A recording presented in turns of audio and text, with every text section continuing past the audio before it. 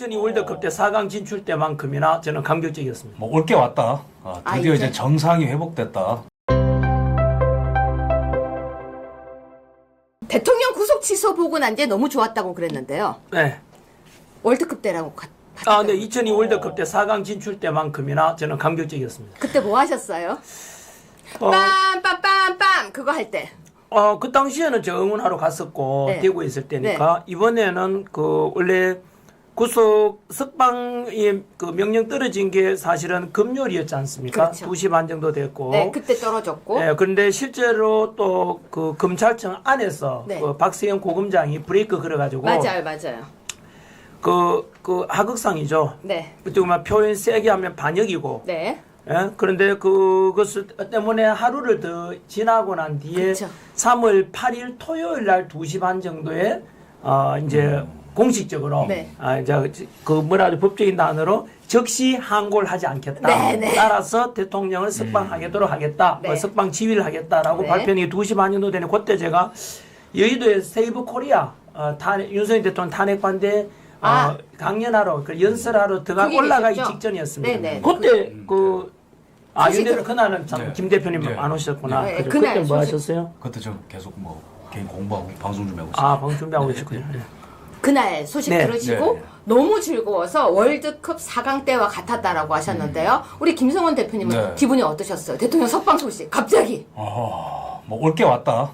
드디어 이제? 이제 정상이 회복됐다. 뭐 이제 회복이라는 단어는 대통령에 대한 탄핵 심판이 최종적으로 이루어져야지 할 수 있겠지만 거의 3달 만에 처음 들리는 어떤 그 정상적인 뉴스 아니겠습니까? 그렇죠. 그래서 이제 정상적인 뉴스고 이제 차분히 이제 보니까 저는 그 선고문 결정문을 딱 보는데 핵심 포인트가 3가지.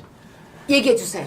첫 번째로는 이제 이 10일이 지나서 공소제기를 했기 때문에 이거는 잘못됐다. 근데 절차. 그 부분은 인트로고. 네, 근데 절차. 제가 주목했던 거는 2번째, 3번째인데 뭐예요? 사실상 공수처의 수사의 적법성에 의문을 표시했죠. 네. 판사가 그거를 표시했다는 것은 그렇죠. 잘못됐다는 겁니다. 그렇죠. 판결문과 선고문 이런 데는 사실 직접적으로 너 거짓말쟁이야, 너 죄인이다 이렇게 얘기하지 않고 굉장히 포괄적으로 얘기하지 않습니까? 네.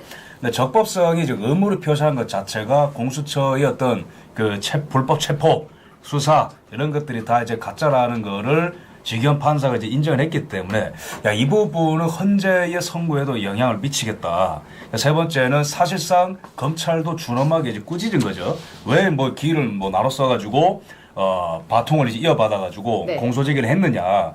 그래서 사실상 3달간 진행된 불법 수사에 대한 준엄한 꾸짖음이 있었기 때문에 이거는 단순히 대통령께서 풀려나서 기분 좋다. 다행이다를 넘어서 헌재까지 영향을 미치는 부분이기 때문에 굉장히 파장이 크다. 저는 그렇게 생각을 했습니다. 근데 그때 조금 더 붙인 다음에 민주당이 또 거짓말했죠. 왜냐하면 분명히 그 지기현 판사가 그 석방 명령 내릴 때는 네네. 그방 말씀 3가지가 딱 있었잖아요. 네. 저도 분명히 받고 그쵸. 다 알려졌는데 불구하고 민주당에서는 2가지를 부정하죠. 첫 번째는 뭐라 했냐면은 그냥 구속 그 날짜로 계산하는 게 아니라 시간으로 계산이 잘못됐다라는 것만 지적했고 그다음 하는 말이 곧 있게 될 대통령 탄핵 심판에 대해서는 영향을 미치지 않을 것이다. 그거는 전혀 별개다. 내란죄와는 별개다. 이런 식으로 이야기하더라. 거짓말입니다. 네. 거짓말이죠. 거짓말이죠. 거짓말이죠. 네, 얘기해 그래서 주세요. 왜 거짓말인지. 2가지 다 거짓말이죠. 금방 김성훈 대표님 말씀하신 대로 네. 바로 그 지기현 판사의 판결문에 그 판결이 아닌 명령문에 2번째 네, 있었던 공수처의 수사 자체, 체포와 수사 자체가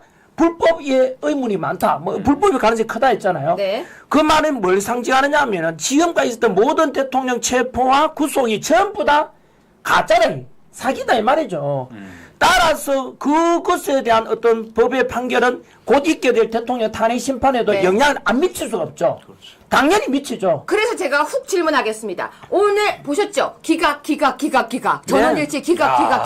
예. 사실 뭐 통쾌하다고 하면 통쾌하지만 다 알고 있는 내용이었잖아요. 예. 근데 윤석열 대통령께서 이런 얘기를 하셨습니다. 모두 그렇게 탄핵에 올리는 것을 보고라고 이야기를 하셨어요. 자, 어떠셨습니까? 오늘 기각 나오고 있는데. 자, 오늘까지 스코어 하면은 8대 0입니다. 그러니까 이제 전원일치, 만장일치 8대 0에 대한 결과도 8대 0이지만 네. 이진숙 반통령장, 네. 그다음에 안동환 검사, 그다음에 이상민 행안부 장관, 네. 그다음에 뭡니까 그 최재 감사원장 쭈루룩 합하면은 민주당이 최근 한 2, 3년간 탄핵한 사람들이 21명이지 않습니까? 그렇죠. 21 탄핵 발의. 예.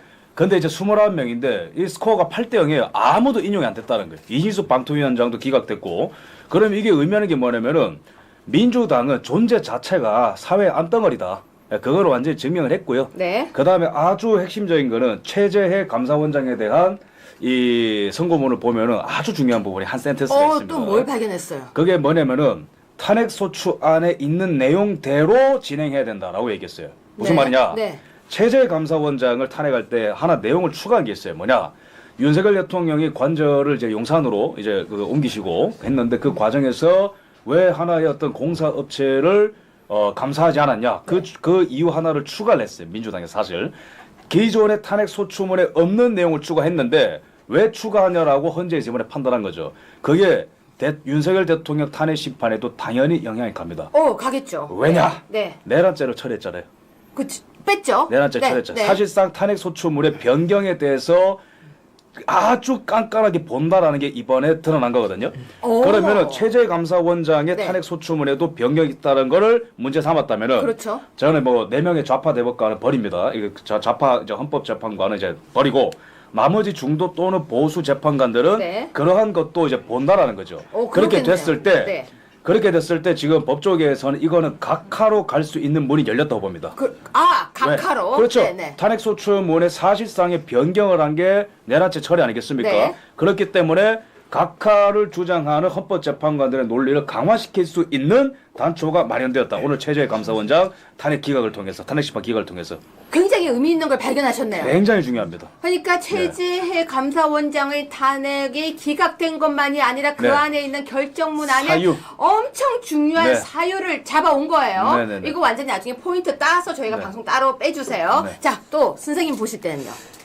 저는 정치하는 사람들, 정치인이나 또는 공당으로서 저는 기준이 있는데요. 네. 첫 번째가 정직이고 두 번째는 책임이거든요. 네. 적어도 민주당이 180석 이상의 거대 이제 야당 의석을 확보했다면 거기다 책임을 져야 되거든요. 근데 지금 그 의석을 가지고 권력이 따르면 반드시 책임이 따르지 않습니까? 그 권력을 이용해서 탄핵 29번 시켰지 않습니까? 그렇죠. 근데 지금 오늘 헌법재판소의 그 판결은 전부 다 기각이지 않습니까? 그렇죠. 그러면 민주당이 답변해야죠. 사과를 해야죠. 너 왜 했냐? 너 했는 이유가 뭐냐? 이거는 뭐냐면 그 잘못도 없는데 그냥 자르기 위해서 국가기관을 마비시킨 거 아닙니까? 감사원을 마비시키고 검사들을 이제 그리고 탄핵했다는 것은 검찰청도 마비시키는 거 아닙니까? 왜 그랬냐에 대해서 민주당이 답변해야 돼요. 돈도 들었어요. 그리고 그 소송비도 이제 며칠 전에 드러났죠. 4억 6천. 네. 4억 6천 소송비 그것도 그 국회의원들 민주당 의원들이 하는 게 아니라 국민 세금을 한다 돼요. 우리 세금 들어갔더라고요. 결국에는 민주당에서는 네. 국민들한테 이제 이거는 답변해야 돼요. 야, 민주당 내가 묻고 싶어. 너희들 왜 탄핵했냐? 탄핵한 이유가 뭔데? 그 사람 잘못이 없잖아, 지금. 책임을 져야 될 거 아니야. 너희들은 민주당은 국가기관을 마비시키기 위한 것이었어. 행정을 마비시키기 위했고 그 연장선에서 윤석열 대통령의 탄핵도 똑같다는 거야. 결국은 행정부와 대통령 전부 다 국가 시스템을 마비시키기 위한 의도니까 이것이 곧 내란의 의도라고 저는 봐요. 아니 그래서요 선생님 제가 그래서 직선적으로 질문할게요. 이 탄핵 남발 책임 누가 져야 돼요? 민주당 지어줘. 아니 그런데요 탄핵안을 발의했던 사람들이 아무도 책임을 안 져요. 네.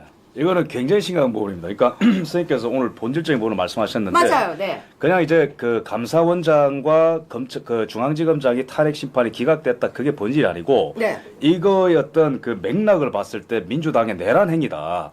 예, 선생님께서 짚으신 대로 저는 네. 동의하고 이제 숫자를 말씀드리자면은 1948년 정부 수립 이후에 윤석열 대통령 취임 전까지 네. 총 탄핵 발의 숫자가 21건입니다. 21건. 그죠? 네. 네. 이거를 굉장히 적다라는 거죠. 네. 근데 윤석열 대통령 취임하고 나서 29건이에요.